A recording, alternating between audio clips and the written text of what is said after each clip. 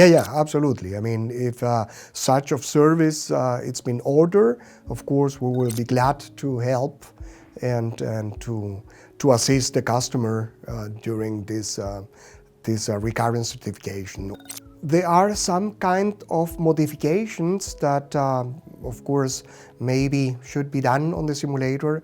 And one of these modifications, maybe it's not the, the very correct term, but this is in the regulation, is when you move the simulator. In the case of the EASA certified simulators, if you move it just from one room to another, or maybe within a room, then first you have to notify the authority, and they will decide, and normally a re-evaluation, which is called a special evaluation, should be done. And once again, it's a simplified evaluation, but this should be done just to make sure that the integrity of the system has not been changed due to this move. So this is something normally I recommend our customers to make it match the move with the next recurrent evaluation, so that they can save this special evaluation, which just to save a little bit of money. Depending on the complexity of the system and of course the knowledge and how able is the customer, they could move it by themselves. Of course, there are risks involved that some hardware get damaged, and in that case, of course, Elite will not give any guarantee if the simulator has been moved without our authorization.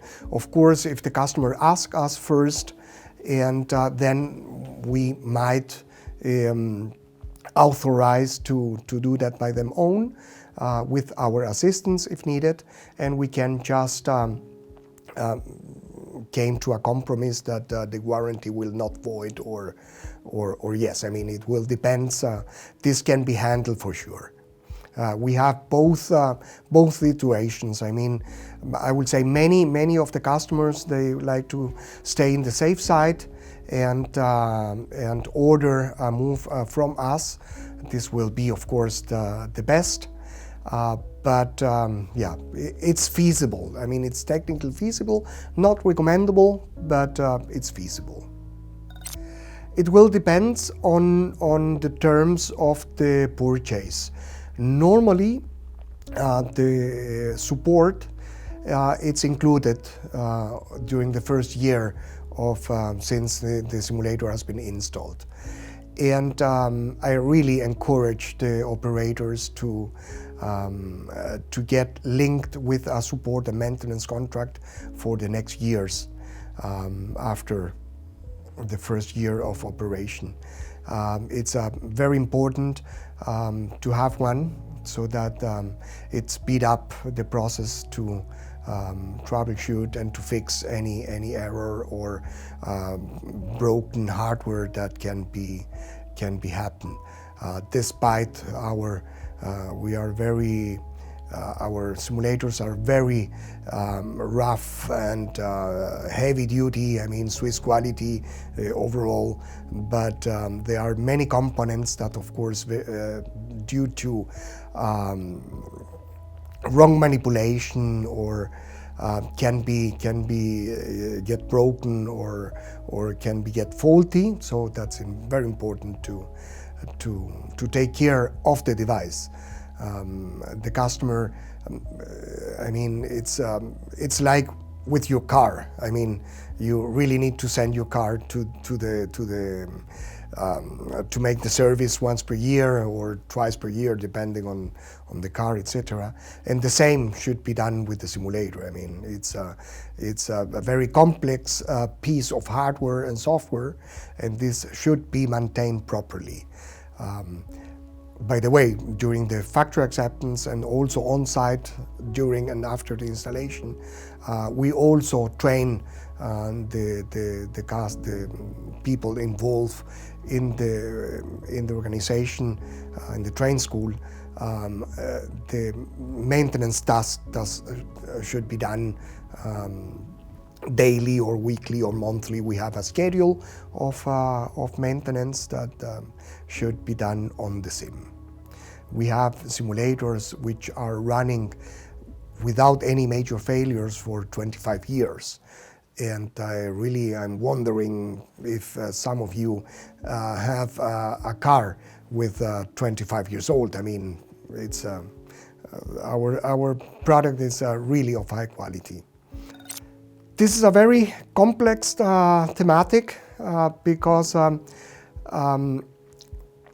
you have a certified device. That means after the initial evaluation has been taken place and the certificate has been taken over the operator, you don't have to, you can't make any changes on the simulator without informing the authority.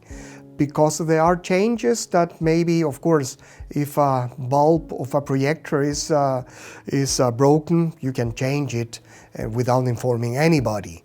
That's not an issue. But if a computer failed and you have to replace it, or the control load system it's been damaged and needs to be replaced, or if you install an update, then you really need to know if these updates will affect the behavior of the simulation. So this is why I'm personally very reluctant with updates, in this kind of updates, I mean, which may affect the aerodynamic engine model or the overall behavior of the sim. So this is something that should be really take care very seriously. It's not like updating Windows or any other program that you might have installed in your PC. It's something that you really need to take care of. And so this is why we are very reluctant to update the software. Of course, if we found a bug, we will inform all our customers affected by this, and we will make a study of which are the side effects of the updates, if it's really affecting some characteristic of the simulator, or is just fixing a bug which will not affect. Other words should be said to the navigation database, because this is something that you have to regularly have up to date. Depending on the certification levels are the requirements how often you need to update the navigational database. In the case of the FTDs and full flight simulators, they should be updated like in the aircraft. That means every 28 days. In the case of FMPTs, then it can be updated up to every 3 months.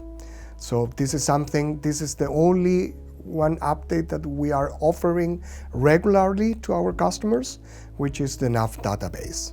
Yeah, absolutely. We make them by our own with a Jeppesen database, that Jeppesen information that we are receiving periodically every month.